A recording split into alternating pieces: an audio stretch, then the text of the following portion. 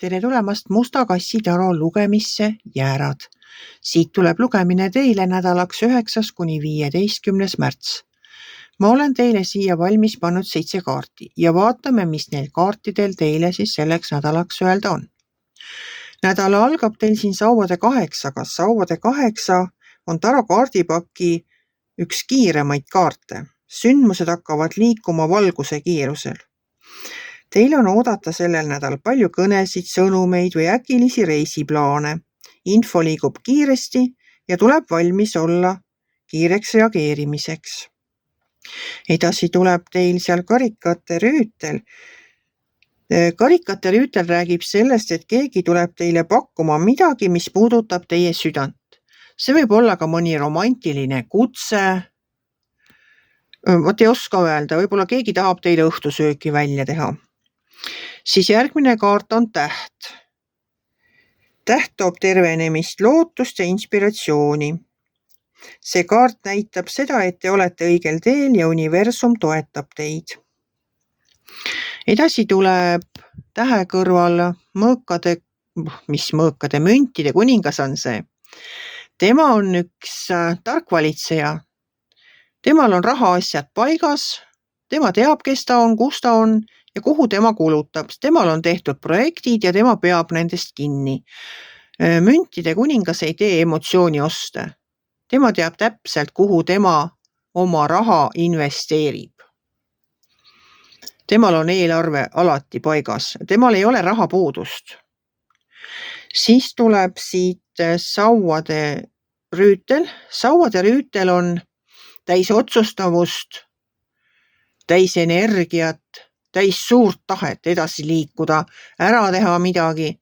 Et kuna teil on juba visioon, kuhu edasi minna, siis see energia, mis teis on ja see teadmine, et te olete õigel teel ja need vahendid, mida see müntide kuningas teile nagu näitab, et teil on, et siis see energia kõik pange siis oma sinna uude projekti või sellesse mõttesse, mis teil on, sellesse plaani, mida te peate.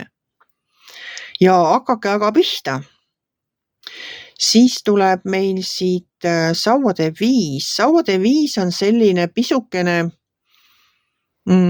kuidas ma seda ütlen, see on nagu selline, ta ei ole sõda ega võitlus, ta on nagu ideede või arvamuste paljusus. Ta on nagu selline kas ajurünnak või midagi sellist, kus on palju inimesi koos ja igaühel on nagu oma arvamus asjale. Ja on niisugune natukene sidinat-sädinat ja võib-olla üksteisest üle rääkimist. Aga see on suhteliselt niisugune tühi energia, et mina soovitan teile oma energiat selle peale mitte raisata, vaid kulutada hoopis oma energia palju targemalt, panna see sellesse projekti, sellesse mõttesse, mis teil on ja mida te tahate siin alustada või olete juba alustanud. Ja viimane kaart on meil mõõkade baas ja mõõkade baas räägib sellest, et tuleks olla ettevaatlik. Et keegi piilub teile üle õla ja ta ei taha võib-olla teile otseselt kaikaid kodaratesse nagu panna, vaid ta pigem on ta kas kade, kasutab seda saadud infot võib-olla enda kasuks ära. Et siin võib-olla ei olegi nagu otsest salakavalust, pigem võib-olla natukene kadedust.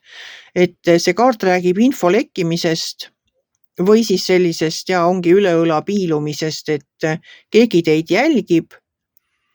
Olge siis teie targem ja püüdke olla sellest jälgijast sammukene eespool. Mis ma teile siis selle nädala kokkuvõtteks ütlen? Teil on absoluutselt kõik olemas. Teil on selgus, teil on raha, teil on uued ideed ja kõik teie elus hakkab liikuma valguskiirusel. Mis veel paremat tahta?